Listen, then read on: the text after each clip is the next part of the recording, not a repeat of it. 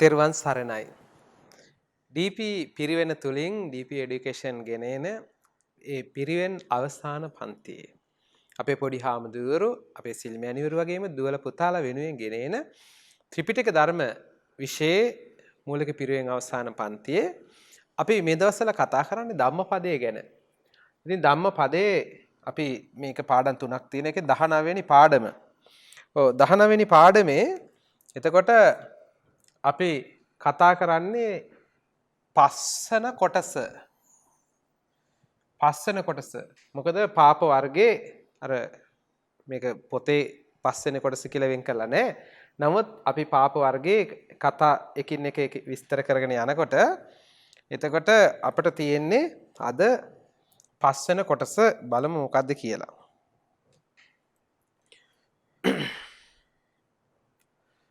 ධම්මපදයේ පාප වර්ගයේ 9 වෙන කතාව. අනුන්ට කළ දේ තමන්ට ඵල දේ. දැන් අපි කියනවනේ නේද සමහරලාට මොන හරි කරන්න ගිහිල්ලා මොන හරි විපතක් කාට හරි වුණාමත් කියන අනුන්ට කළ දේ තමන්ට ඵල දේ අපි කියනවා නේද? ඒ කතාව හැදිලා තියෙන්නේ මේ කතාවෙන්ද දන්නේ නැහැ. මේකත් ඒ වගේම දෙයක්. අනුන්ට කරන්න කියලා ගිහිල්ලා තමන්ට විච්චි වැඩක් ගැන. මේක තියෙන්නේ කෝක නම් සුනක වැද්දා ගැන. සුනක කියන්නේ බල්ලානේ. සුනක වැද්දා නැත්තම් බලු වැද්දා ගැන. කෝක නම් සුනක වැද්දාගේ කතාව. මොකද්ද කතාව?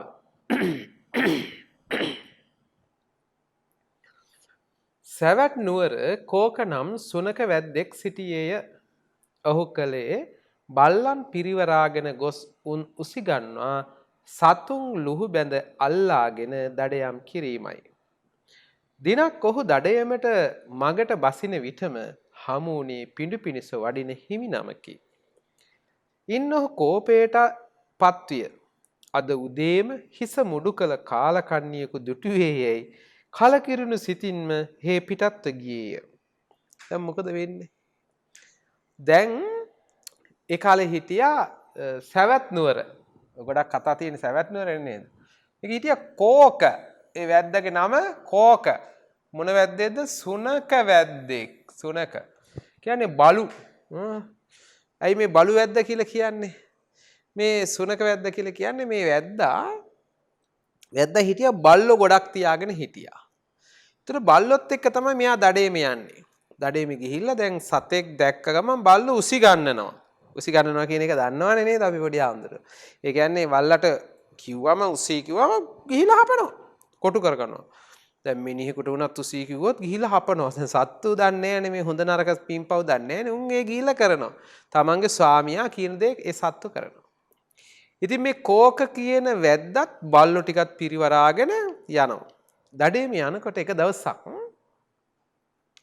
උදේ පාන්දර දැන් මේ යන්න කියලා සතුල් මේ දඩේමට මගට බහිනකොටම උදේ පාරට බහිනකොට සත්තු ටිකත් එකතු කරගෙන දැක්ක හාමුදුරු කෙනෙක් මුණ ගැහුණා. උදේ පාන්දර හාමුදුරු නම දකින්න එක හොඳ නෑ කියලා සමහරුන්ගේ විශ්වාසයක් තියෙනවා. ඒ කාගේද? බමුණන්ගේ විශ්වාසයක් තිබුණා. අද සමහර ඇත්තෝ හිතනවා හාමුදුරුවෝ දැක්කම හොඳ නෑ කියලා. අපේ රටේ සමහර මිනිස්සුන්ට ගිය අදහස්. ඒ ලෝකේ එක එක්කෙනාගේ අපි කියන සුබ නිමිති කියලා. ඉතින් අපේ මිනිස්සුන්ටත් ඕක දීලා තියෙනවා. උදේ පාන්දර හාමුදුරු නමක් දැක්කොත් නිකන් පින්ඩපාතේ වඩින හාමුදුරු නමක් නේ. ඉතින් මේ වැද්දට තවත් කේන්ති. දැන් අපි ගත්තොත් අදත් තියෙනවා ලෝකේ. දැන් තායිලන්තේ ගත්තොත් පොඩි හාමුදුරනේ හරි පුදුමයි. හිතන්නකෝ ජනවාරි 1 වෙනිදා. ජනවාරි 1 වෙනිදා කියන අවුරුද්දේ පළවෙනි දවසනේ. ජනවාරි 1 වෙනිදා කවුරු හරි කෙනෙක් හිස් වාජනයක් අරගෙන ගෙදරට උදේ පාන්දර ආවොත් මොකද අපට හිතෙන්නේ? අපට නම් නිකන් හිතට අප්සෙට් වගේ නේ. හිතට අවුල් වගේ. ඇයි? උදේ පාන්දර අලුත් අවුරුද්දේ හිස් වාජනයක් කර සමහරු හිස් වාජනයක් තියා සමහර ගෙවල් වලට යන්නත් බයයි. මොන හරි අරගෙනත්. කැමති නැහැ අකමැති වෙයිද දන්නේ නැහැ කියලා.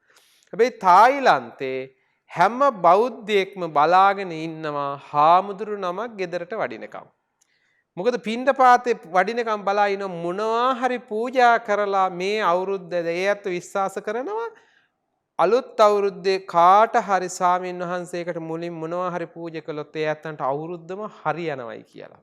බලන්නකෝ ඒ ඇත්තන්ගේ විශ්වාසය. ඒ නිසා ඒ පන්සල් වල හාමුදුරුවරු දැන් මට මතකයි මමත් එක අවුරුද්දක වැඩ ඉන්න වෙලාවේ තායිලන්තේ එදා අපට දවස් ගානකට වළඳන්න දානි හම්බ වෙනවා. කියන්නේ වළඳන්න නෙමෙයි නමුත් අර හැම ගෙදරකටම වඩිනවා මොකද දායකයෝ සතුටු කරන්න.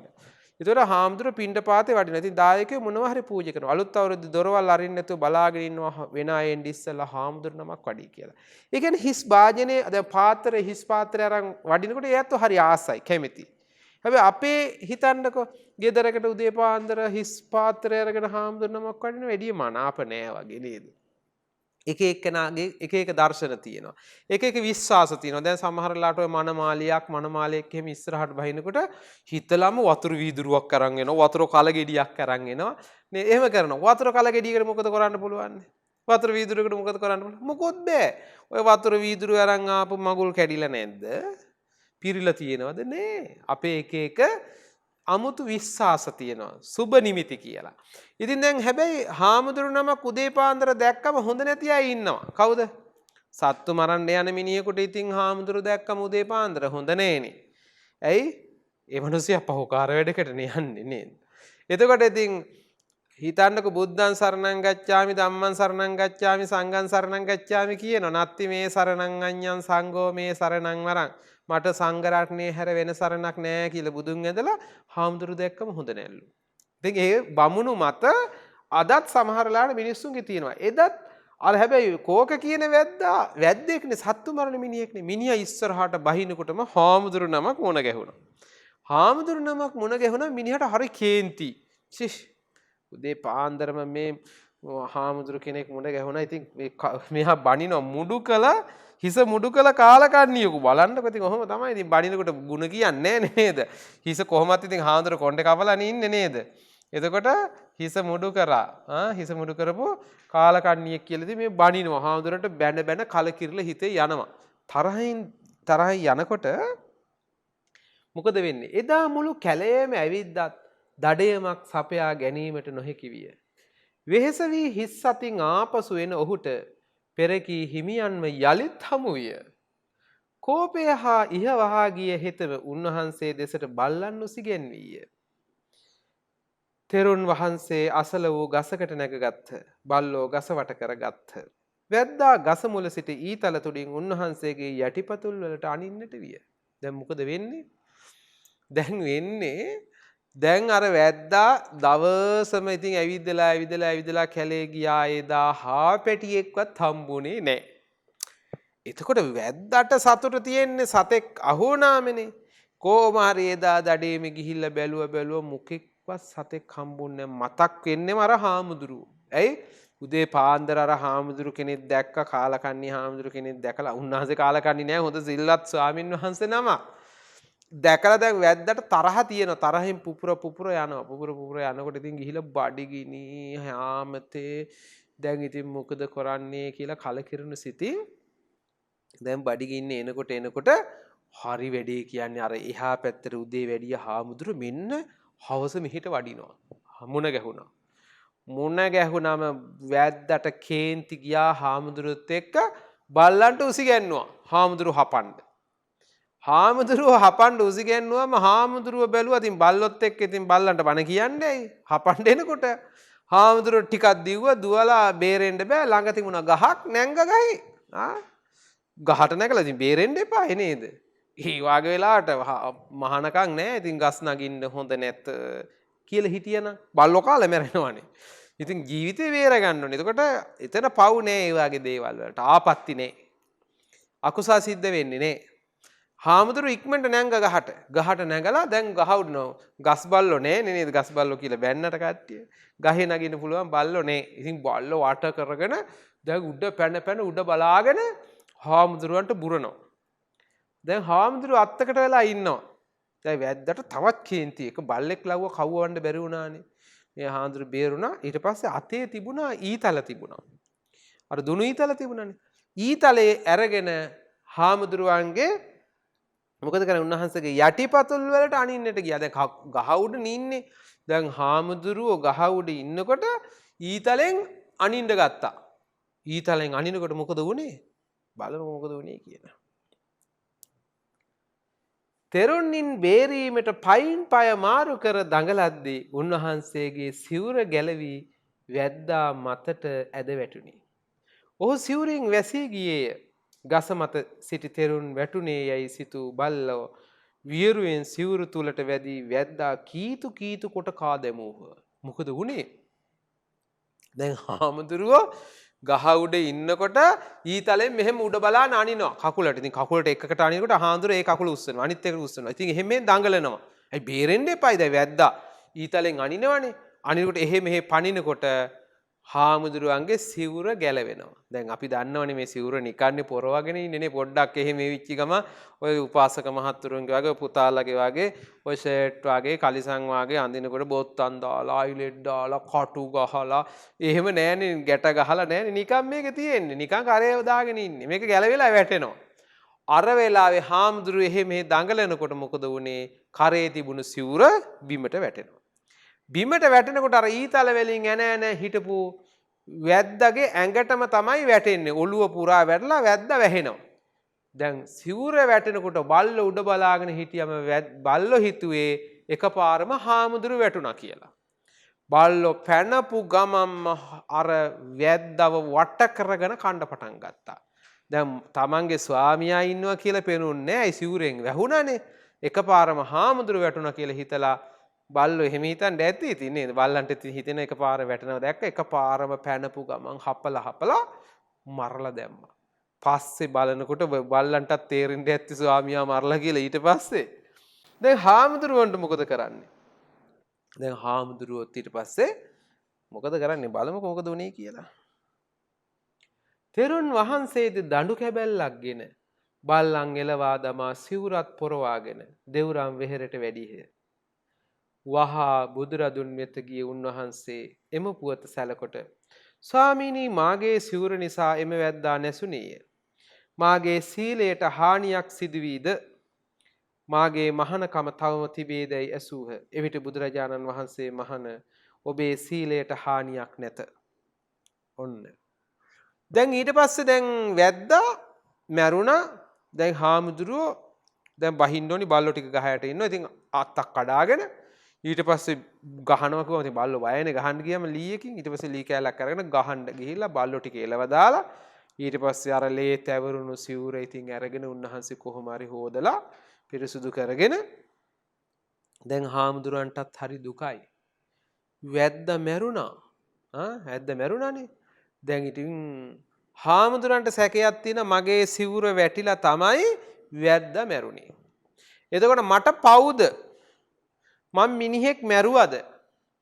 මගේ මහානකම නැති වුණාද? දැන් ඒ මිනිමරුවෙක්නේ. මිනිමරුවෙක් හින්දා මගේ මහානකම නැති වුණාද? මගේ සීලයට හානියක් වුණාද කියලා හාමුදුරන්ට ප්‍රශ්න ගොඩයි. මේ ඔක්කොම ප්‍රශ්න ඔළුවේ තියාගෙන හාමුදුරන්ට ලොකු බරක්. හිතට හරි වේදනාවක්. ඇයි උන්වහන්සේ කවදාවත් සතෙක් මරන්න තියා අර වැද්ද මරන්න තියා සතෙක් මරන්නවත් හිතපු කෙනෙක් නෙමෙයි. එහෙම චේතනාවක් පවිට හිතවිල්ලක් උන්වහන්සේ ළඟ තිබුණේ නෑ. නමුත් අවසානයේ මොකද කරන්නේ? උන්වහන්සේ බුදුහාමුදුරු මුණ ගැහෙන්නට වැඩම කරනවා. බුදුරජාණන් වහන්සේට මේ කතාව කියන බුදුහාමුදුරන්ට මෙන්න මෙහෙම බුදුහාමුදුරනේ මං වඩිනකොට මෙහෙම මගේ පස්සෙන් එලෙව්වා වැද්දා බල්ලෝසි ගැන්නුවම ගහකට නැංගා. ඉතින් සිවුර වැටුණා.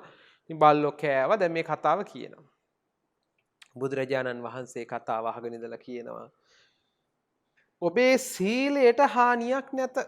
ඔබේ සීලයට කිසිම හානියක් නැහැ. ඇයි සීලයට හානියක් නැත්තේ? මහානකමද නිරුපද්‍රිතය. මහානකම නැති වෙලත් නේ.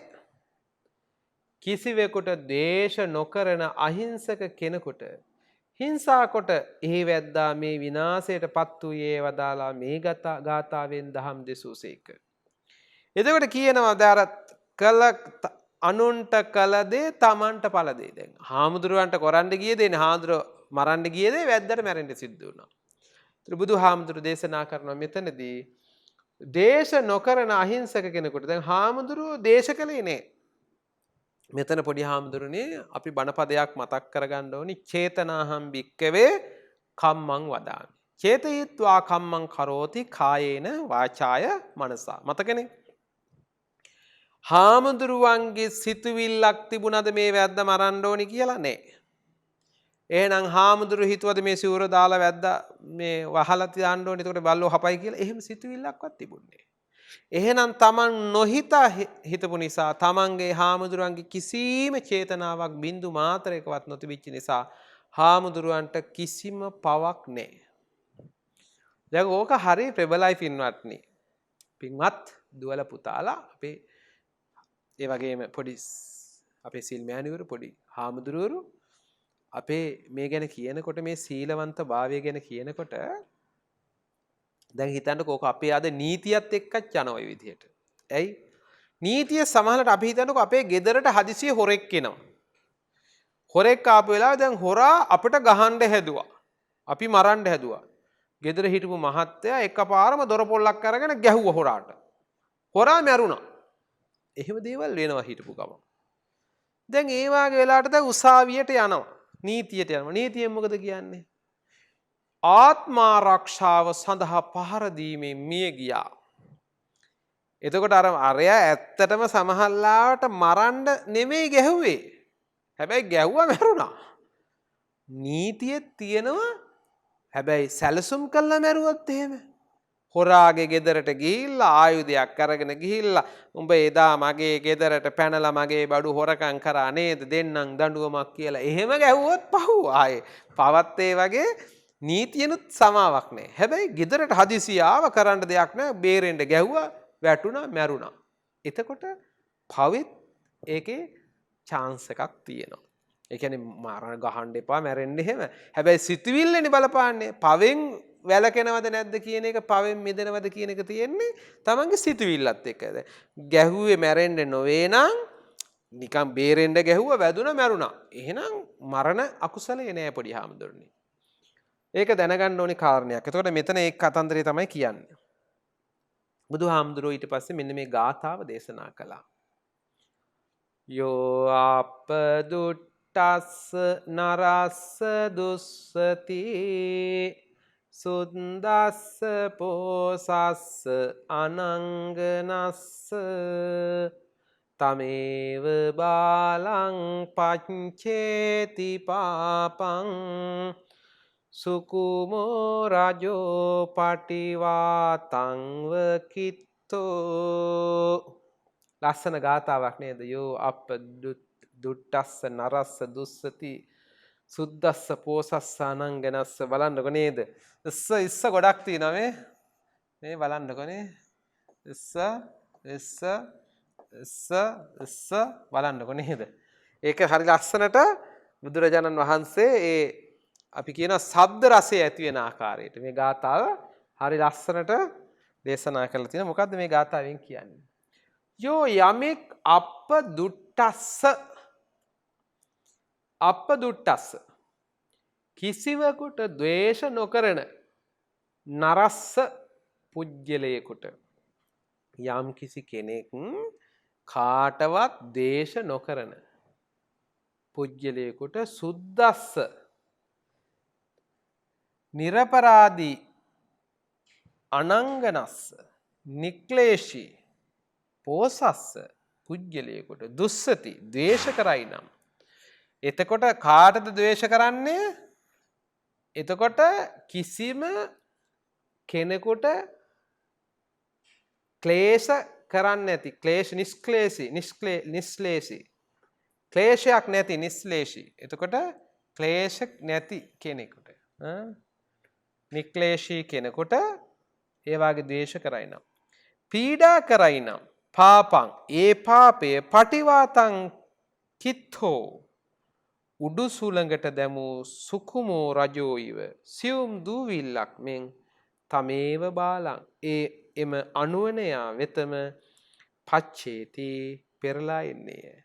හිතන්නකෝ දැන් දූවිලි එකක් අරගෙන දූවිලි භාජනයක් අරගෙන අපි විසි කරනවා හුලඟට. දැන් මෙහෙම හුලඟ එනකොට හුලං හමන වෙලාවේ විසි කරා මොකද වෙන්නේ? පුජ්‍යල මෙතන ඉන්නවනම් මොකද වෙන්නේ? මෙයාව මේ දූවිලි උඩ දාපු ගමන් මොකද වෙන්නේ? දූවිලි භාජන උඩ දානවා. මේක ඕම ඇවිල්ලා මුළු ඇඟම නෑවිලා යනවා. තමන්ම දූවිලි උඩ දැම්මත් මුළු ඇඟම නෑ වෙනවා. තමන්ම නෑ වෙනවා. තමන්ටම වෙනවා. ඒ වගේ මෝඩ එක්කෙනා අනුවන එක්කෙනා තමන් සිල්ලතකොට ගුණවතකොට හිරිහැර කරන්න ගියාම මොකද වෙන්නේ? ඒක තමන් පැත්තටම එනවා. මේක විවරණය කියනවා සුද්දස්ස පෝසස්ස අනංගනස්ස. මේ සුද්දස්ස යන්නෙන් සිතින් හෝ අනුන්ට පීඩාවක් නැති නිර්පරාදී පුද්ගලයා ගැන. එතකොට සමහරු ඉන්නවා මෙතන කියනවා සිතින්වත්.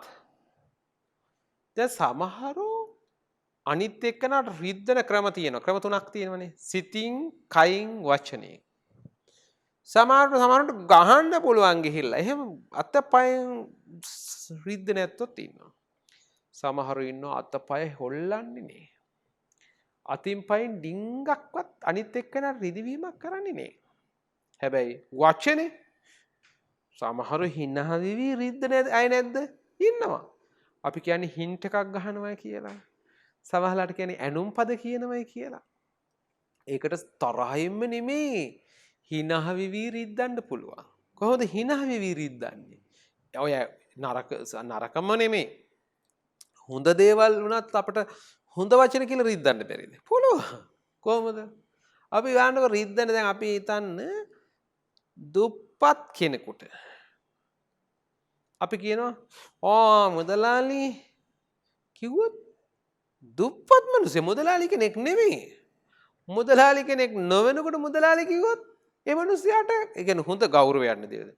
ඉතින් මෝඩ කෙනෙක් ඉන්නවා ඉගෙන ගන්න නැති කෙනෙක් ඉන්නවා. එයාට කියනවා මහාචාර්යතුමා. කවුද මහාචාර්යතුමා කියන්නේ? හොඳ උගත් තනතුරක් නේ. හැබැයි මේ මිනිස්සයා මහාචාර්ය නේ. නැති එකක් කියනකොට ඒත් ඉතින් එයාට රිදෙන්නේ නැද්ද? රිදෙනවා. ඇයි? දැන් පොඩි හාමුදුරුවන්ට පොඩි හාමුදුරුවෝ කිව්වට කමන්නේ.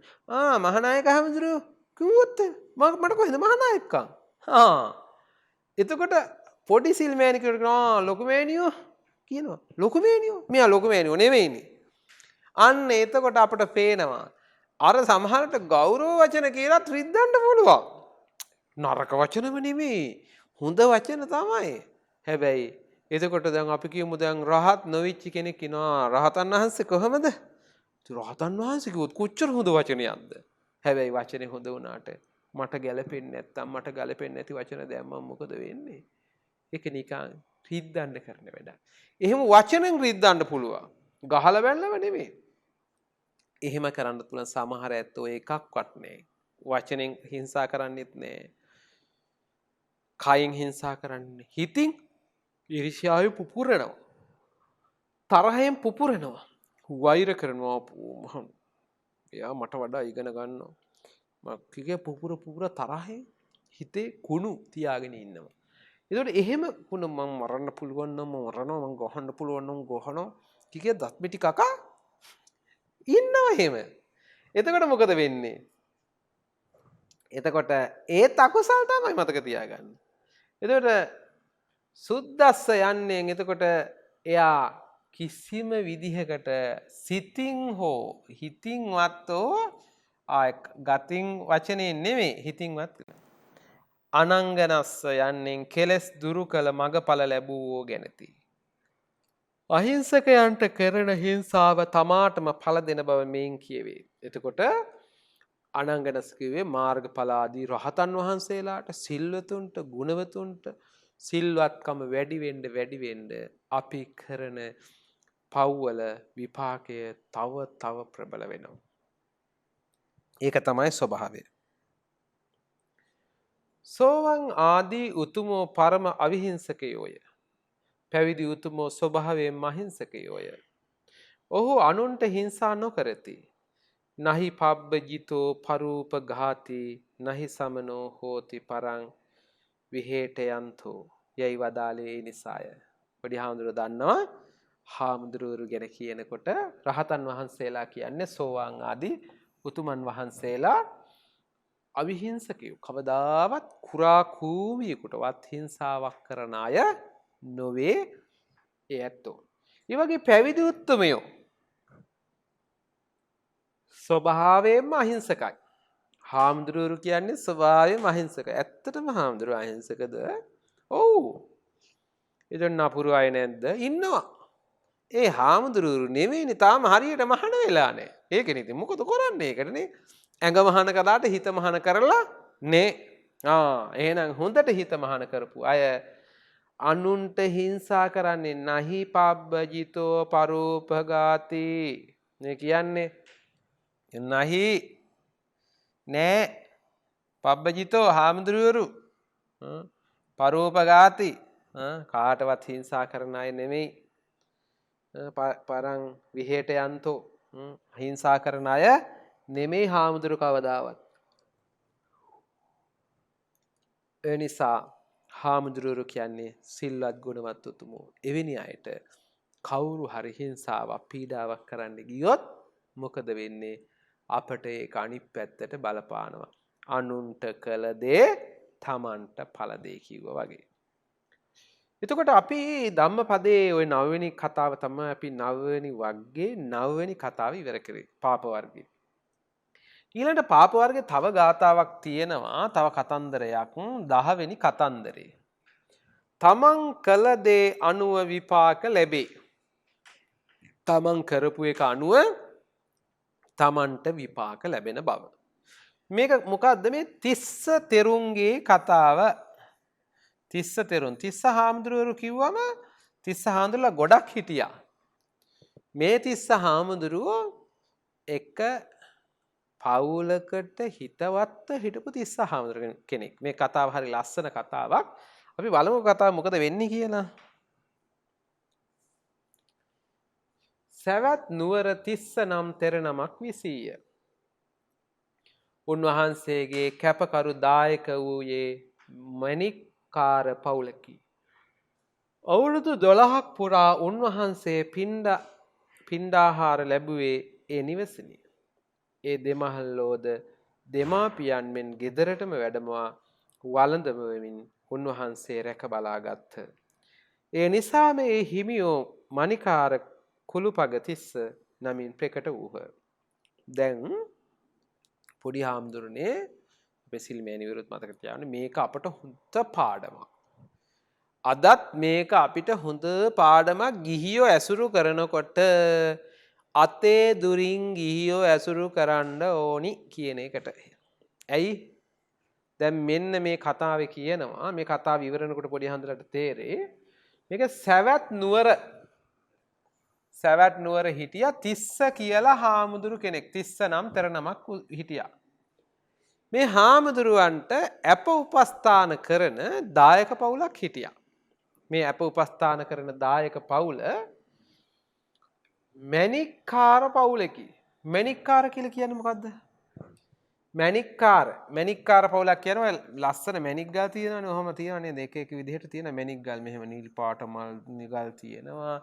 ඔහොම නේද? රැස් විහිදෙන මණික් ගල් නේද? ඔහොම මණික් ගල් තියෙනවා. මේ මණික් ගල් නිකම්ම ගත්තට ඒවා ලස්සන නේ. ඒ ලස්සන නැති මණික් ගල් මොකද කරන්නේ? මණික් අපි කියන්නේ මණික් කපන අය ඉන්නවා. මණික් උපදමන අය ඉන්නවා. ඔය අදත් ඉන්නවා ස්වර්ණාභරණ අධිකාරී කියලා එහෙම එකක් තියෙන්නේ නේද? සමහරලාට ඔය මණික් කර්මාන්තය හා සම්බන්ධව ඉන්නවා. ඒ ඇත්ත මොකද කරන්නේ? අර මණික් අරගෙන ඒ ගල් දැන් අපිට ඕනි විදිහට දැන් ඔය මුදු වලට අල්ලනකොට ලස්සනට බලන්නකො මුද්දට හරියන චූටියට කපලා අල්ලනවා. මේ පෙන්ඩන් වලට එහෙම දානවා නේ, මාල වලට එහෙම දානවා. කරාඹු වලට ඊළඟට රජතුමාගේ ඔටුන්නට ඔය කරඬු වලට එහෙම ඒ ලස්සනට කපලා ඒ දිලිසෙන විදියට හදන උපදමන අයන. ඒ කාලෙත් ඒව තිබුණා. ඒ තිබිච්ච නිසා තමයි මේ මණික්කාර පවුලක කියන්නේ. ඒකයි මණික් කපලා ඒ උපදමන ඒ කරන කට්ටිය. ඉතින් ඒගොල්ලෝ ටිකක් පොහොසත් ඇත්තෝනේ. මේ ඒ පවුලත් එක්ක හිතවත්ව හිටියා හාමුදුරුවන් වහන්සේ නමක්. මේ තිස්ස හාමුදුරුව හරීම හිතවත්. ඒ පවුලත් එක්ක හිතවත්. මේ හිතවත්කම නිසාම උන්වහන්සේ නිතර ඒ ගෙදරට වඩිනවා. දවසක් දෙකක් නෙමෙයි අවුරුදු 12ක්ම නේ. බලන්නකො අවුරුදු 12ක් තිස්සේ උන්වහන්සේ ගෙදරට වඩිනවා. ඒක දවසක් දෙකක් නෙමෙයි නිතර හැමදාම නිතර වඩිනවා. ඊටින් වඩිනවා හරියට ඒ දෙන්නත් අම්මා තාත්තා වගේ. දැන් සමහර වෙලාවට අදත් නැද්ද ඒ වගේ පවුල් වල ඔය සමහර දායකයෝ ඉන්නවා. අනේ අපේ පුතෙක් වගේ අපේ හාමුදුරුවෝ. හරි ආදරේ. හාමුදුරුවරුත් කියනවා මගේ අම්මයි තාත්තයි වගේ. මගේ අම්මයි තාත්තයි වගේ මේ ඇත්ත සමහරට තමන්ගේ අම්මයි තාත්තයි ගෙදර ඉන්නවා ගමේ දායක පවුල ඉන්නවා හරියට අම්මා කෙනෙක් වගේ. මගේ අම්මා වගේ මට සලකන්නේ. මගේ තාත්තා කෙනෙක් වගේ මට සලකන්නේ. දැන් ඇත්තටම මේ දෙන්නත් දෙමහල්ලෝද හරියට දරුවෙකුට සලකනවා වගේ තමයි උන්වහන්සේට රැක බලාගත්තේ. කොහොම ඉන්න අතරේ දැන් කට්ටිය මේ හාමුදුරුවන්ට කිව්වා මණිකාර කුළුපග තිස්ස. දැන් බලන්නකෝ දැන් ඊට පස්සේ මේ හාමුදුරු ප්‍රසිද්ධත් උනේ මණිකාර කුළුපග තිස්ස නිකම්ම තිස්ස නෙමෙයි. එතකොට මණිකාර කියන්නේ මණිකාර පවුලට කුළුපග තිස්ස හාමුදුරුවෝ. උන්වහන්සේට ප්‍රසිද්ධ වෙන්නේ මණිකාර කුළුපග තිස්ස තෙරුන් වහන්සේ හැටියට ප්‍රසිද්ධ වෙනවා. දිනක් තෙරුන් නිවසට වැඩමවා සිටියේදී ගෙහිමියා මස් කපමින් හුන්නේය. මේ අතර කොසල් රජතුමා ඔපදමා විද දෙන ලෙස කියා ඔහුට මණිකක් එවා තිබුණේ. හෙතම ලේවැකි අතින්ම මණිකගෙන බලා පෙට්ටගම මත තබා දැස් සෝදාගෙන ඒමට ගේ පිටිපසට ගියේය. මේ අතර ගෙහි ඇති කරන කොස්සා ලිහිණියෙක් ලේ සුවඳට මස් කැටියකයි සිතා මණික ගිල දැම්මේය. දැන් හරි වැඩේ තමයි වෙන්නේ. දැන් මේ ඉන්න අතර එක දවසක් මේ හාමුදුරුවෝ ගෙදර ගිහිල්ලා හැමදාම වඩිනවනේ දානෙට වඩිනවා. ඉතින් ගෙදර දානි පූජා කරනවා. හාමුදුරුවෝත් ගෙදර වැඩ ඉන්නවා. ගෙදර වැඩ ඉන්න වෙලාවේ කොසල් රජුරෝ කවුද? ඒ කාලේ හිටපු රජ කෙනෙක්නේ කොසල් රජතුමා.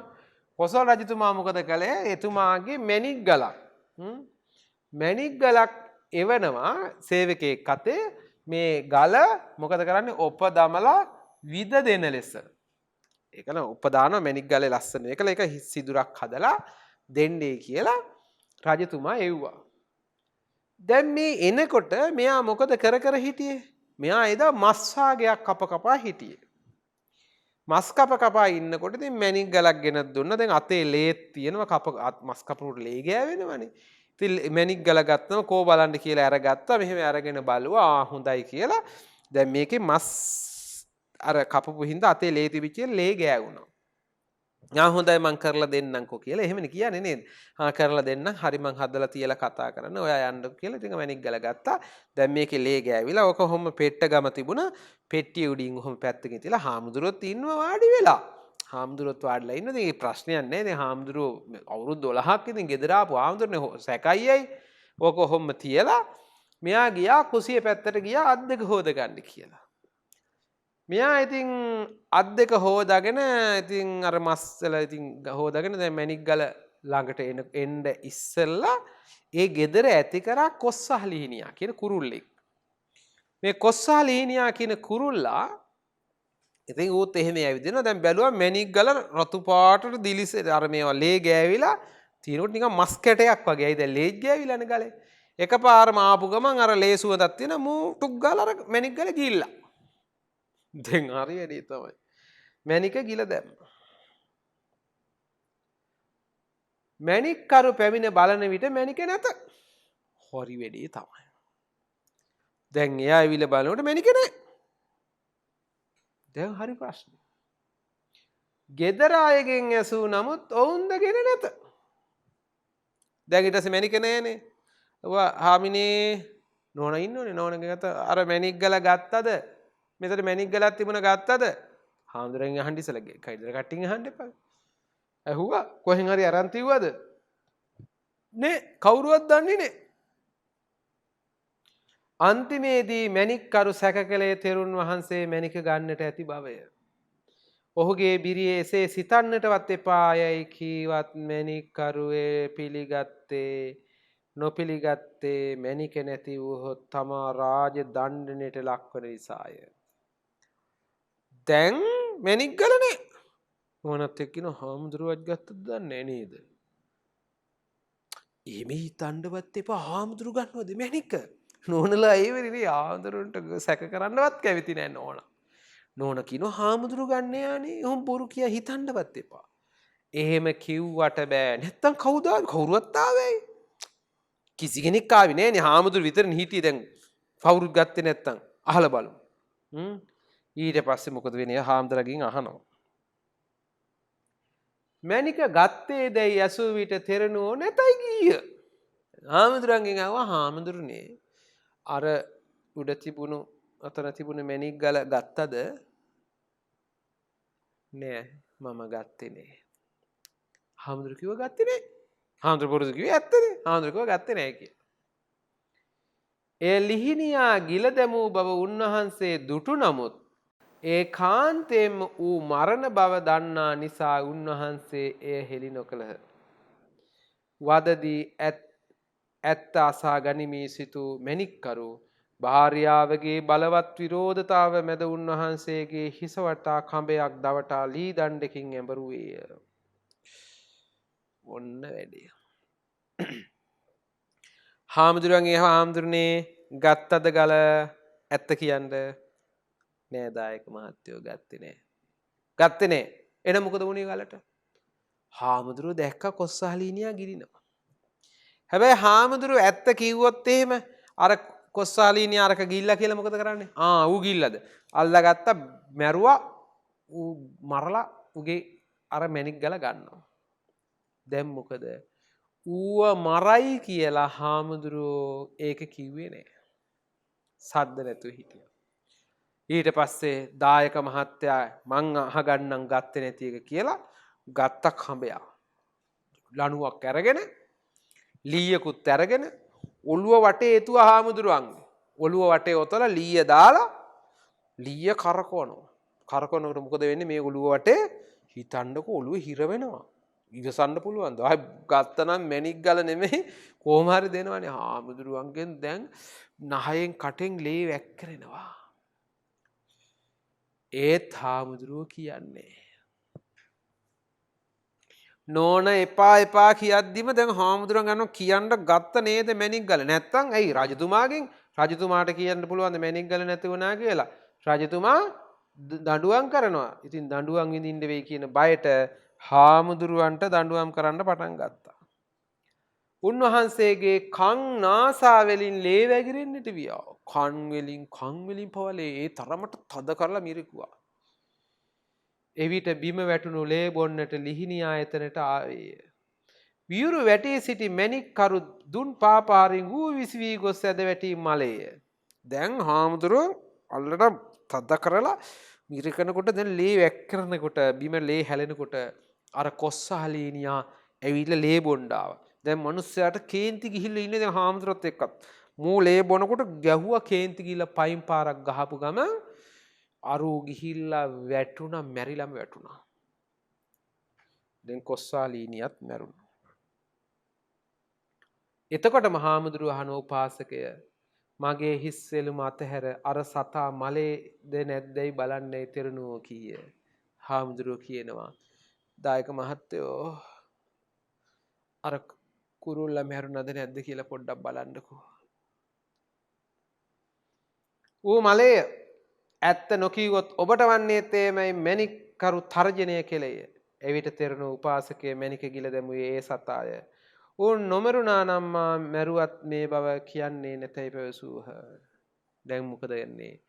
ඊට පස්සේ දැන් හාමුදුරු කියනවා අර සතා මැරුණාද කියලා පොඩ්ඩක් බලන්නකෝ. එහෙම කියනකොට දැන් මිනිස්සුන්ට කේන්තියෙන් ඉන්නේ. ඔව් මැරුණා තමයි. ඌ මැරුණා. ඇත්ත කිව්වේ නැත්නම් ඔයාටත් වෙන්නේ ওই ටික තමයි. හාමුදුරුවෝ මරන්න හදන්නේ. කියනවා ඔයාටත් වෙන්නේ ඒ ටික තමයි. හාමුදුරුවොත් මරනවා කියන එක නෙමෙයි කියන්නේ. එතකොටම කියනවා උපාසක මහත්තයෝ ඒ මැණික් ගල ගිල්ලේ ඒ කොස්වාලීනියා. ඒක මැරුණ නැත්තම් මම මැරුණත් මං ඒක කියන්නේ නෑ. ඌ මැරිච්ච හින්දා කියන්න. ලිහිණියාගේ කුසපලා බැලූ විට මැණික හමු විය. මහා සංවේගයට පත් මැණික්කරු වෙවුලමින් තෙරුන් පාමුල වැටි සමාව ඇදීය. එවිට උන්වහන්සේ උපාසකයේ මේ ඔබේ හෝ මාගේ හෝ දෝෂයක් නෙවෙයි සංසාර දෝෂයකයි කියා උට සමාව දුන්නේය. දැන් මොකද වෙන්නේ? දැන් මේ වෙලාවේ දැන් මෙහෙම පයින් පාරක් ගැහුවම වැටුණානේ. වැටුණාට පස්සේ කිව්වා මරිලද කියලා බලන්න කියලා. ඊට පස්සේ දැන් ලිහිණියා ගිල්ලයි කිව්වනේ. ඉතින් ඇත්තද දන්නේ නැහැ මේක බලන්න එපා. හාමුදුරුවෝ අතහැර දාලා ගිහිල්ලා පිහි අරගෙන ලිහිණියාගේ බඩ පැලුවා. බඩ පළල බලනකොට මෙන්න මැණික් ගල තියෙනවා. දැන් මොකද කරන්නේ? දැන් දායක මහත්තයා වෙවුලන්න ගත්තා. දැන් මහා සංවේගයටපත් වුණා. දැන් වෙවුලා හාමුදුරු ළඟ වැටිලා. එහි දැන් බයයි. නෝනත් සැක කරන්නවත් එපා කිව්වා. ඇහුවේ නෑ දැන් බයයි. අනේ මෙච්චර කරද්දිත් හාමුදුරු කිව්වේ නේ. අනේ මම මෙච්චර හොඳ හාමුදුරු නමක් නේද සැක කළේ. අනේ බය වෙලා හාමුදුරු ළඟ වැඳ වැටිලා කියනවා අනේ හාමුදුරනේ මට සමා වෙන්න අපේ හාමුදුරනේ. මම බයට මේ දේ කළේ රජතුමාගෙන් මට දඬුවම් විඳින්න වෙන නිසා මම ඔබ වහන්සේ ගත්තා කියලාමයි හිතුවේ. ඒ වෙලාවේ හාමුදුරු මොකද කියන්නේ? උපාසකය ඒ ඔබේ හෝ මගේ හෝ දෝෂයක් නොවේ. ඒක ඔබගේ වැරැද්දක්වත් මගේ වැරැද්දක්වත් නෙමෙයි. මේක සංසාර දෝෂයක්. අපි අතීතයේ සසර කරපු අකුසල කර්මවල විපාකයක් ඕක දායක මහත්තයෝ. ඒ නිසා ඔය ගැන හිතන්න එපා මම ඔබට සමාව දෙනවා කියලා. දායක මහත්තයාට සමාව දුන්න හාමුදුරුවෝ. බලන්නකෝ. මේ නිකං කෙනෙක් නෙමෙයි. අපිට නම් ඉතින් හිතා ගන්නත් අමාරුයි නේද? හැබැයි රහතන් වහන්සේ නමක්. රහතන් වහන්සේගේ ස්වභාවය ඒකයි. ඒතර බලන්නකො රහත් උනත් ගෙදරට වැඩි එක ඔන්න වැරද්දක්. බලන්නකො නොවැඩියා නම් එහෙම වෙන්නේ. බලමුකෝ අපි ඉස්සරහට තා මොකද වෙන්නේ කියලා. ඉදිරියටත් අපේ ගෙදරින්ම දන් වළඳනු මැනවයි ඔහු කී විට තෙරුන් වහන්සේ උපාසකය මින්මතු කිසිදා මම ගෙදරක මෙතන දදායන කඩේ ගෙදරක පියස්සෙන් ඇතුළු නොවන්නෙමි. මේ එසේ ගෙවල් වලට පිවිසීමෙන් සිදු වූ අනිස් විපාකයයි කියා ආපසු වැඩිය. මොකද වුණේ? හාමුදුරුවෝ කියනවා දැන් ඉස්සලා හාමුදුරන්ට ආරාධනා කරනවා හාමුදුරනේ සමා වෙන්න ඕනේ. අදින් පස්සේ ගෙදර වඩින්න නැතු ඉන්න එපා හාමුදුරනේ හැමදාම අපේ ගෙදරට වඩින්න. වෙනද වගේම අපි දන් දෙනවා වහන්සේට. අපි අපේ දානි පිළි අරගෙන වඩින්න අපේ හාමුදුරනේ කියලා ඉදිරියටත් වඩින්න හාමුදුරනේ සමා වෙලා. හාමුදුරුවෝ මොකද කියන්නේ? දායක මහත්තයෝ අදින් පස්සේ මං ගෙදරක මේ ගෙදර නෙමෙයි කිසිම ගෙදරක පියස්සෙන් ඇතුළට එන්නේ නැහැ. ගෙදරකට ඇතුල් වෙන්නේ නැහැ අදින් පස්සේ.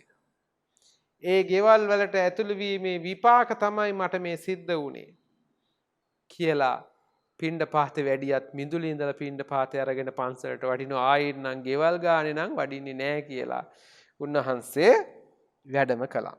පොඩි හාමුදුරනේ මතක තියාගන්න අදත් ඔය වාගේ දේවල් අපට සිද්ධ වෙලා තියෙනවා. මොකද සමහරලාට අපේ ස්වාමින් වහන්සේලා ගෙවල් වලට වඩිනවා.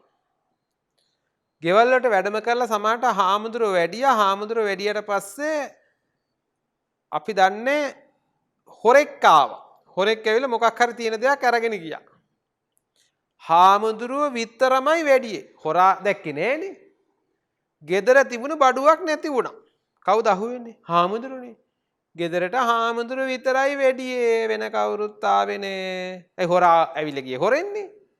එතකොට සැක කරන්නේ කවුද? හාමුදුරුවෝ. අද ඕන තරම් ඔය වගේ ප්‍රශ්න වෙලා තියෙනවා. ඒ නිසා පොඩි හාමුදුරුවනේ මතක තියාගන්න නිවාඩුවකට වුණත් අවුරුද්දට වුණත් ගෙදරකට වැඩිය නම් විනාඩි 5න් 10න් ගිලම්පසේක වැළඳුවා ආසනේ හිටියා නැගිටලා ආපහු වඩින්න වැඩිය ගිහි භජනේ එපාමයි. ඒක හොඳ නෑ. සමහර පොඩි හාමුදුරු නිවාඩු කාලේ ගිහලා තමන්ගේ ගෙදරත් ඉන්නව සති ගන්න. ඉන්න එපා.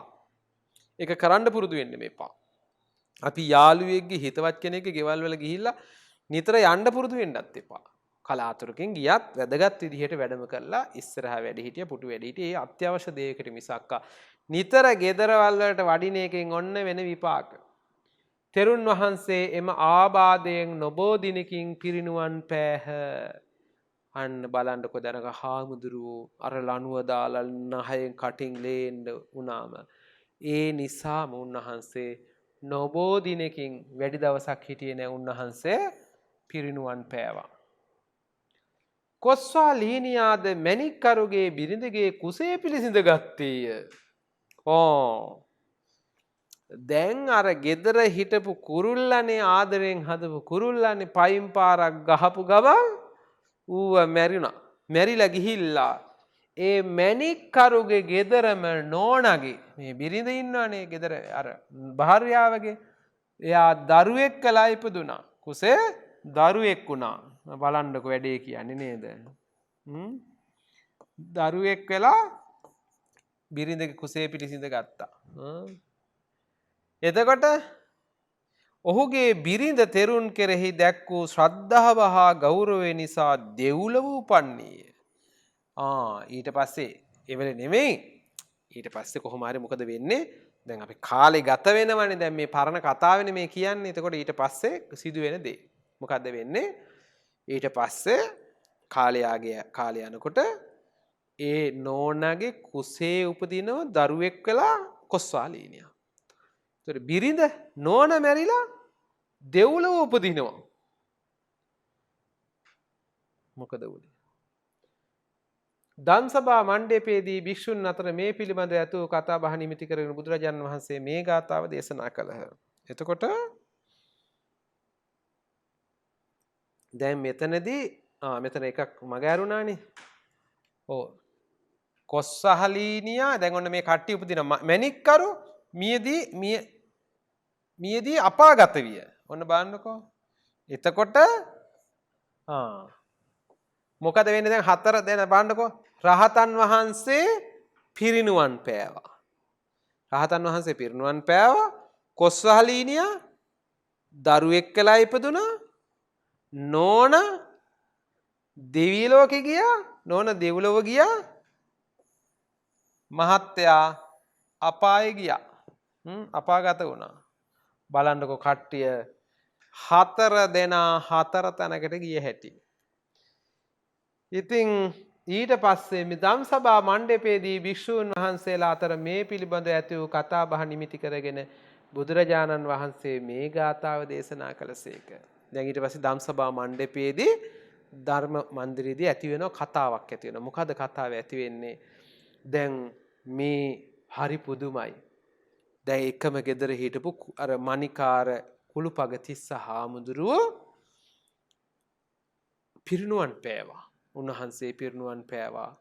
එතකොට අර කොස්සාලීනියා මැරිලා දරුවෙක් වුණා කියනවා.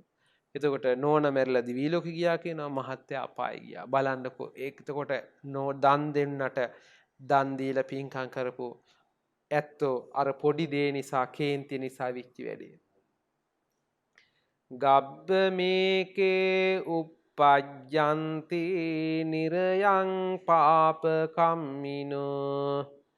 සග්ගං සුග්ගතිනෝ යන්ති පරිනිබ්බන්ති අනාසවා. ගබ්බ මේකේ uppajjanti ඔන්න ඇතමෙක් ගබ්බං uppajjanti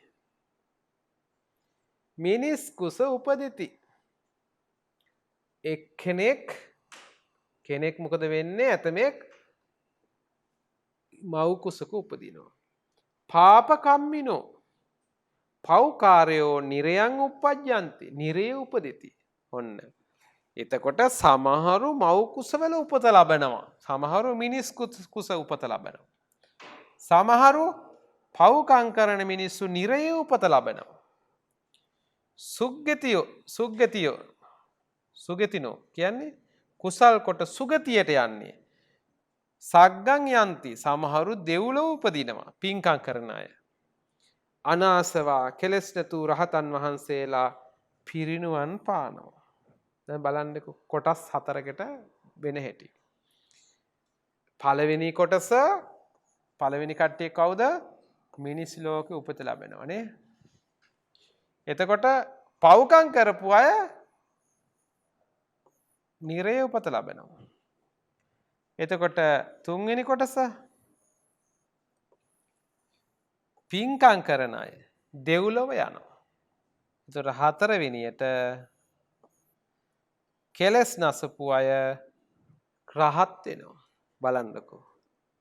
එතකොට අපි උත්සාහ ගන්න ඕනි කෙලස් නැසලා කොහොම හරි රහත් වෙන්න තමයි. ඒ යන ගමනේදී ඉතින් මේ වගේ දේවල් සිද්ධ වෙනවා. එතකොට පිරිනුවන් පානවා කිව්වනේ. විවරණය. මෙහි කුසල කර්ම අනුව සත්‍යයාගේ කර්ම සහ කර්ම ගති සතරක් දක්වා තිබේ. මජ්ක්‍ධිම නිකායේ කුක්කුර වතිය සූත්‍රයේදී මේ කර්ම සතර සහ විපාක හතර විස්තර කරන්නේ මෙසේය. කලු කර්ම කළ අය කලු විපාක ලබති. කලු කර්මයේ නම් පාපයයි. කලු විපාක නම් සතර අපායයි. එතකොට දැන් මේ විවරණයේදී පැහැදිලි කරනවා දැන් අපි කරන කුසල් අකුසල් පිළිබඳව. එතකොට මෙහි කුසල කර්ම සත්‍යයේ කර්ම සහ කර්ම ගති හතරක් දක්වනවා. කීයක්ද මේ ලක්ෂණ හතරක් දක්වනවා. මේ හතරෙන් කුක්කුරවති සූත්‍රය කියන මේකෙදී විස්තර කරනවා කලු කර්ම කළ අය කලු විපාක ලබනවා. කර්ම තියෙනවා සමහර ඒවා කළුයි. අපි කියන්නේ කළු චරිත කියනවා. දැන් ඔය කළු සුදු කියන එක පොඩි හාමුදුරනේ මේ අපි අදත් භාවිත කරන එකක් නේද? සමහරුන්ට කියනවා දැන් හොඳ වැඩ කරනකොට හොඳ කියන නිකන් සුදු හුණු ගන්න හදන්න එපා කියනවා. සුදු හුණු ගන්න කියන්නේ හොඳ කියන්නේ සුද්ධ කරන්න හදන්න එපා. කළු කියන්නේ නිකන් අප්‍රසන්න.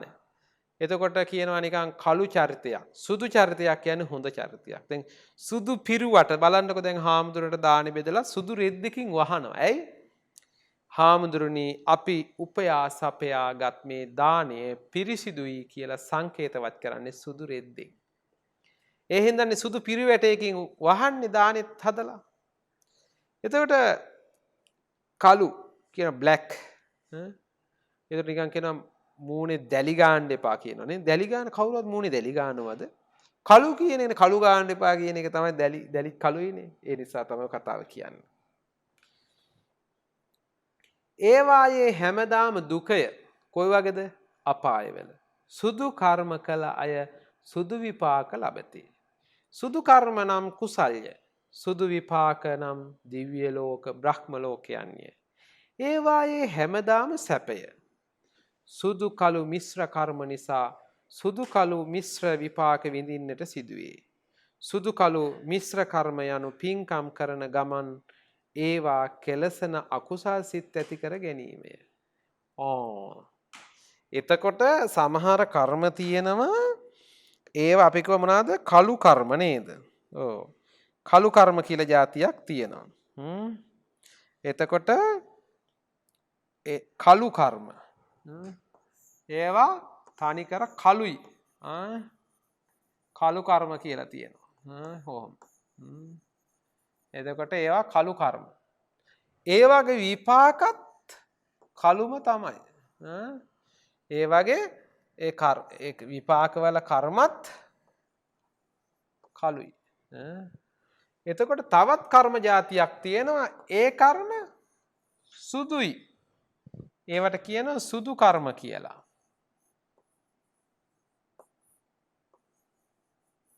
සුදු කර්ම තියෙනවා. එතකොට තවත් කර්ම කොටසක් තියෙනවා. ඒක ගත්තම කළු සුදු. ඒ කියන්නේ භාගයක් කළුයි. මේ දෙකම තියෙනවා. මේ පැත්ත කළුයි, මේ පැත්ත එක පැත්තක් සුදුයි. එතකොට කළු සුදු කර්ම. එතකොට මේ දෙක අතර මිශ්‍ර කර්ම තියෙනවා. කළු සුදු මිශ්‍ර කර්ම තියෙනවා. එතකොට භාගයක් කළු භාගයක් සුදු.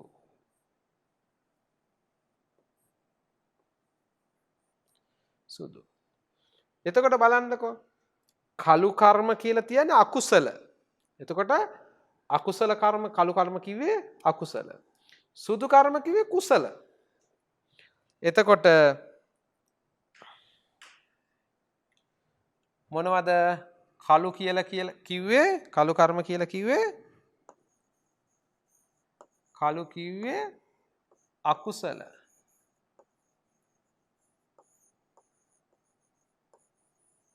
අකුසල. ඒතර සුදු කර්ම කිව්වේ සුදු කිව්වේ කුසල කර්ම.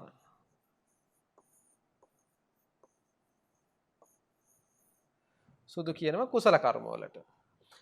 එතකොට දැන් සුදු කර්ම කරපු අය මොකද වෙන්නේ? දිවි ලෝකවල බ්‍රහ්ම ලෝකවල උපදිනවා. පින්කම් කරපු අය ඉතින් දන්නවනේ. පව්කම් කරපු අය අපාය යනවා, පින්කම් කරපු අය දෙව්ලොව යනවා. ඕක පැහැදිලි. තව සමහරු ඉන්නවා ඔය අතර කළුත් නෙමෙයි සුදුත් නෙමෙයි මේ දෙක අතර සුදු කළු කර්ම. සුදු කළු දෙකම තියෙනවා. මිශ්‍ර කර්ම. එතකොට මොකද වෙන්නේ? ඒ ඇත්තෝ කරන පින්කම් වලට අර කියන්නේ එකට එක කැපෙනවා. පින්කම් වලට පව්කම් කළාම පිනට පව කැපෙනවා. මුකුත් නොකලා වගේ වෙන්න පුළුවන්. එතකොට හැබැයි කරපු බලවත්තාවය අනු පින් වැඩි වුණොත් අකුසල් යට වෙනවා. එතකොට අකුසල් වැඩියෙන් කළොත් පින කරන පොඩි පින් ඒවා යටපත් වෙන්න පුළුවන්. සුදු කළු මිශ්‍ර විපාකේ නම් මිනිස් ලොව ඉපදීමයි. සමහරලාට සුදු කළු දෙක මිශ්‍ර වුණාම ඒක පොදුවේ කරාම මිනිස්සෙක් වෙන්න පුළුවන්කම තියෙනවා. එහි දුක සැප දෙක මිශ්‍රව ලැබේ. එහෙත් සුදු නොවන කළුත් නොවන කර්ම කරන්නේ රහතන් වහන්සේලාය. උන්වහන්සේලා පිරිනුවන් පාති. මොකද වෙන්නේ? එතකොට තවත් සමහර කර්ම තියෙනවා. ඒ කර්ම දැන් අපි කියවනේ එක කළු කර්ම තියෙනවා. එතකොට දෙවෙනි එක සුදු කර්ම තියෙනවා. එතකොට තවත් කර්ම කොටසක් තියෙනවා. ඒක කළු සුදු. කළු සුදු. කළු සුදු කර්ම තියෙනවා. හතරවෙනි එක කළුත් නෙමෙයි සුදුත් නෙමෙයි. එතකොට කියනවා සුදු කළු මිශ්‍ර විපාකය මිනිස් ලෝක ඉපදීම එහි දුක සැප මිශ්‍රව ලැබේ. සුදුත් නොවන මෙන්න මේ කොටස. සුදුත් නොවන කළුත් නොවන සුදුත් නොවන කළුත් නොවන කර්ම තමයි හතරවෙනි එක. එතකොට ඒවා කළුත් නෙමෙයි සුදුත් නොවේ කියන්නේ කුසලුත් නෙමෙයි අකුසලුත් නෙමෙයි. කුසලුත් නෙමෙයි අකුසලුත් නෙමෙයි නම් ඒවට කියනවා මොනවද? අපි කියන පුඤ්ඤ පාප පහිනස්ස. රහතන් වහන්සේ කියන්නේ පිනුත් පවුත් දෙකම අත්හැර දාපු අය. පිනුත් නැති පවුත් නැති කියලා කියන්නේ පුඤ්ඤ පාප පහිනස්ස කියන්නේ පින් පව් අත්හැරියයි කියලා කියන්නේ රහතන් වහන්සේ. උන්වහන්සේලාට පිනුත් නෑ පවුත් නෑ. ඇයි? උන්වහන්සේලා රහත් වුණාම පොඩි හාමුදුරනේ බුදුන් වඳිනවා කියලා හිතන්නකෝ. මල් පූජා කරනවා. පින්නේ. සත්තු මරන්නේ නෑ. අපි හිතමු සතෙක් මැරුවා. පවුත් නෑ. ඇයි? කර්මක් සියලු කර්ම ෂේ කරලා නිසා උන්වහන්සේලාට පින් රැස් වෙන්නෙත් නෑ, පව් රැස් වෙන්නෙත් නෑ. ඒ අය තමයි මේ උතුමන් වහන්සේලා තමයි හතරවෙනි ගොඩට වැටෙන්නේ. සුදුත් නොවන කළුත් නොවන කර්ම හැටියට. එතකොට දැන් රහතන් වහන්සේලා අතින් වැරදි වෙන්නේ නෑ. හැබැයි පින්කම් වාගේ දේවල් සාමාන්‍යයෙන් පොදු සිරිත් පරිදි කරන දේවල් සමහරලාට උන්වහන්සේලා සිද්ධ කරනවා. එතකොට අපි තේරුම් ගන්න ඕන එකක් තියෙනවා. දැන් මේ කතාවෙන් මණිකාර පුත්‍ර තිස්ස මණිකාර කුළුපග තිස්ස තෙරුන් වහන්සේගේ කතාවෙන් අපි මේ කියාගෙන ආවේ. ඒතර උන්වහන්සේ අර ගෙදර වැඩම කරලා ඒ සිද්ධ කරපු ඒ දානේ වළඳන්න ගිහිල්ලා විච්චි දේත් එක්ක අර ඒ ගෙදර මිනිස්සයා කරපු දේ මිනිස්සයා බලන්නකෝ මිනිස්සයා ගියා කළු කර්මයක් කරගත්තනේ. එයා අපායක් අකුසලයක් කරගෙන අපායට ගියා. එතකොට සුදු කර්ම කරගත්තේ කවුද? පින්කම් කරගත්තේ කවුද? එතකොට පින්කම් කරගත්තේ කවුද? එතකොට නෝන. එතකොට සුදු. ඇය දෙව්ලොව ගියානේ. එය දෙව්ලොව. දෙව්ලොව ගියා. දිව්‍ය ලෝකෙ ගියා. ඇයට දිව්‍ය ලෝකේ යන්න පුළුවන් වුණා. එතකොට මේ කළු සුදු ඒ කියන්නේ කළුත් නැතුව සුදුත් නැතුව. ඒ කියන්නේ අපි ඇත්තටම ගත්තොත් එහෙම කොස්සාලීනියාට ඌට මුකුත් කරගන්න හම්බ වෙන්නේ නැහැ. ඌට තේරෙන්නේ නැහැ. නමුත් ඌත් හැබැයි ඌගේ සංසාරේ තව කුසල අකුසල නිසා ඌ මෙතනට ගියා. රහතන් වහන්සේ පිරිනුවන් පෑවා. මේ හතරවෙනි කොටසට අයත් වුණා. ඉතින් ලෝකෙ මිනිස්සු ওই විදිහට තමයි හතර ආකාරයට තමයි යන්නේ. ඉතින් ඒ නිසා අපි මේ බුදුහාමුදුරු පෙන්නවා මේ ජීවිතේදී අපි තේරුම් ගන්න ඕනේ මොකක්ද? මිනිස්සු වශයෙන් ඉපදුනාම පුළුවන් තරම් පොඩි හාමුදුරනේ හොඳ දේවල්ම හිතන්න, හොඳ දේවල්ම කතා කරන්න, හොඳ දේවල්ම කරන්න කියලා බුදුහාමුදුරුව අපට ඉගැන්වුවේ. ඇයි? ඔන්න ඔය නිසා. ඉතින් පාප වර්ගයේ ඉතින් කතා දෙකක් අපි අද කතා කරන්නට යෙදුණා. ඉතින් අපිට තව ඉදිරියට තව කතා දෙකක් ඉතුරු වෙලා තියෙනවා. එතකොට පාප වර්ගය ඉවරයි. ඉතින් අපිට ඊළඟ පාඩමෙන් අපි ඉතුරු කතාවන් පිළිබඳව බලමු. ඉතින් මේ කතා දෙක හොඳ ලස්සන කතා දෙකක් අද අපි කතා කළේ. ඉතින් බණ කියන්නත් හොඳයි. අපේ සිල්මෑණිවරුන්ට පොඩි හාමුදුරුවෝ ධර්ම දේශනාවන් එහෙම පවත්වන්නට හරි හොඳ වටිනා කතා දෙකක්. ඉතින් ගාථාවුනොත් පාඩම් කරගෙන ඉදිරියට විභාගයට සූදානම් වෙන්නට නැවත බලලා මේ වීඩියෝ දර්ශන නරඹලා ඒ සඳහා සම්බන්ධ වෙලා දැනුම ගුණදහම් වැඩි දියුණු කරගන්න හැටියට සිහිපත් කරනවා. හැම දිනාටම තෙරුවන් සරණයි. සප්පදානං ධම්මදානං ජිනාති.